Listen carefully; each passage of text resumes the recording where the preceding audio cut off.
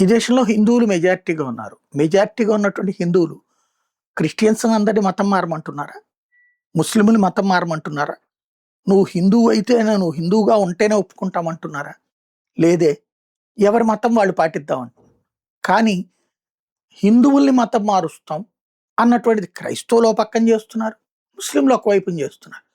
చివరికి బహిరంగ తెగింపుతో కూడినటువంటి ప్రకటనలు చేస్తున్నారు. ఇదే ప్రకటనలు పాకిస్తాన్‌లో ఒక హిందువు, బంగ్లాదేశ్‌లో ఒక హిందువు, ఆఫ్ఘనిస్తాన్‌లో ఒక హిందువు చేస్తే అక్కడ తల నరికేస్తారు, ప్రాణాలు తీసేస్తారు.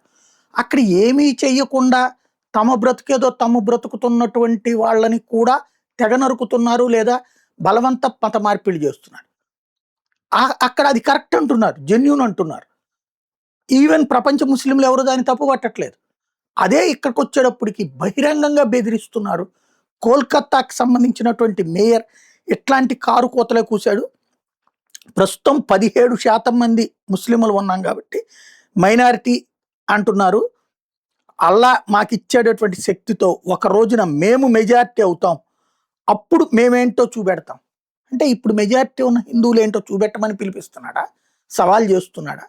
లేకపోతే మేము మెజారిటీ అవుతున్నాం, మీరు మైనారిటీగా మారిపోతున్నారా అని చెప్పేసి వెటకారం చేస్తున్నాడా అన్నది ఎవరి ఆలోచన వాళ్ళు చేయాల్సిన అవసరం వచ్చింది.